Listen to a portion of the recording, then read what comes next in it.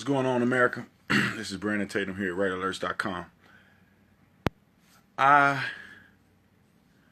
was thinking about letting it go. I was gonna move on. I was gonna let the people on TV talk about it and discuss these issues regarding law enforcement in America, but I can't hold my tongue any longer.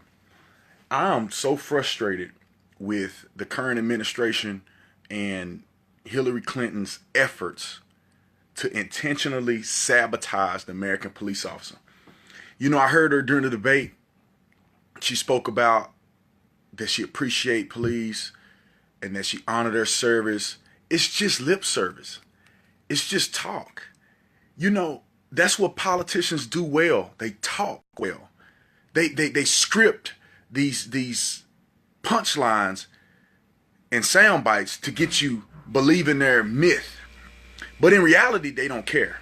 Because the best way to judge a person is by their actions, not words. It's by their actions.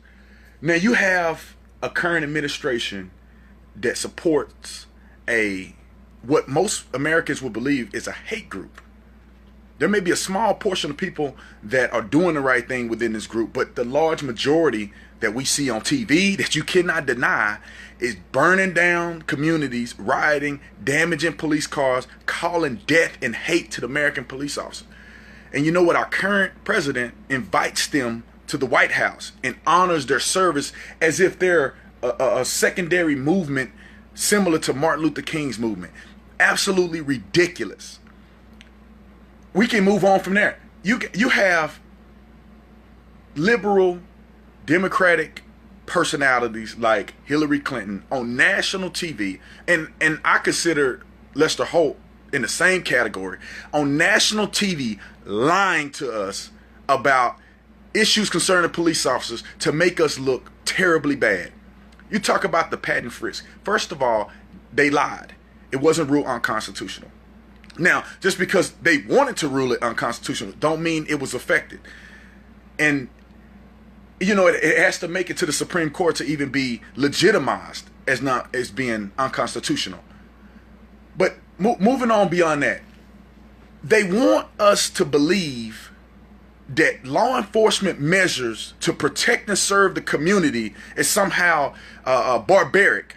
Let me tell you something. Pat and frisk here in New York was really effective. I mean, the crime rate went down. Getting drugs off the street, guns off the street, criminals off the street. It's a proven fact. And they like to conveniently call it pat and frisk because it had gotten a negative name. But in reality, what it's called is proactive policing. We want safer streets, but they expect us to not go out and do anything about it. As a police officer, we don't want to be reactive all the time. We don't want to come to your house after you've been burglarized, after you've been victimized. That's the point of pat and frisk. That's the point of proactive policing, so we can be there for you before somebody hurts you, before that person uses a legal gun to harm you or harm your family, before that drug dealer is on the corner selling drugs to your children. That's the point that we come out and we proactively police. And they argued with Donald Trump about this, and they were completely wrong. It's hard for the American police officer at this point with this administration. I tell you what, it causes a level of fear because you don't know if these people are going to support you or not. They beg for body-worn cameras. They beg for transparency. Chiefs of police come out and say, the gentleman had a gun. We got video. We got the body camera footage. And they don't care. The president of the United States do not care. None of these politicians care. They have one agenda, and that's to pander. And that's the sad part, because we have innocent people being victimized on a day-to-day basis so that they can facilitate their pandering in order to get a vote. They don't care about you. This is the feeling. This is the feeling from an American. This is the feeling from a person. I'm not a politician. I'm a regular, everyday person. I go to work. I go home. I pay taxes. I'm an average person. From an average person I have the feeling that they do not really care about me. They want my vote, and that's the end of this story. They're going to humiliate and demonize the American police officers who are the front line of defense.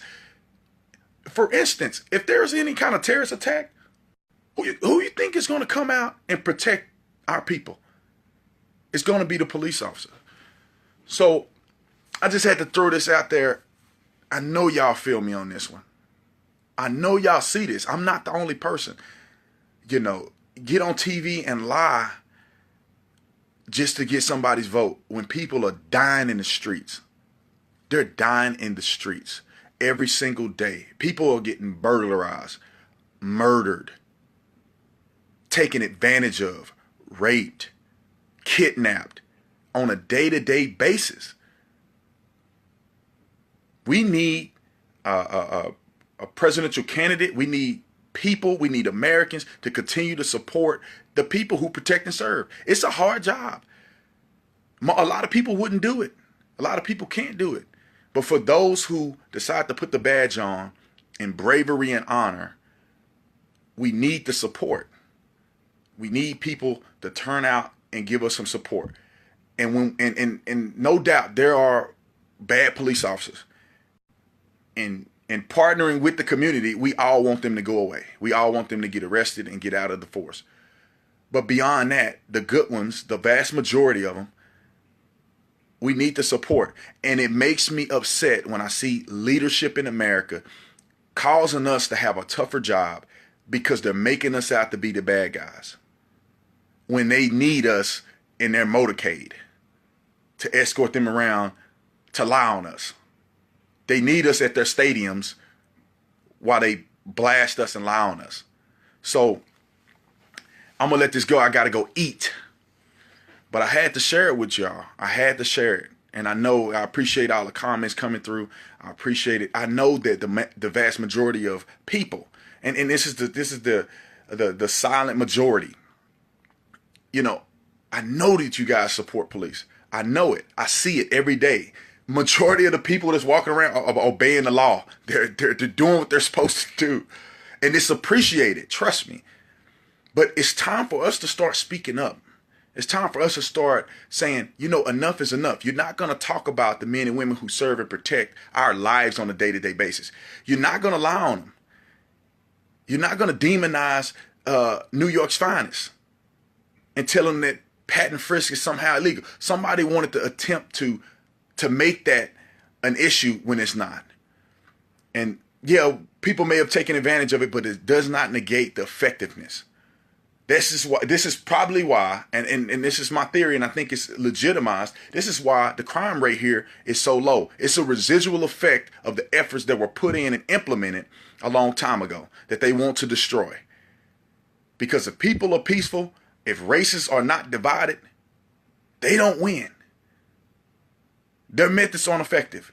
When we unite and we bind together and we become family and we partner together to make America a great place, a safe place, a lucrative place, they have no fight in it.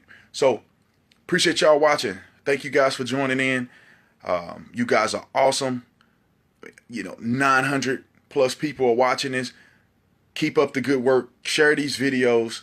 Get the word out there. And I'll see you next time.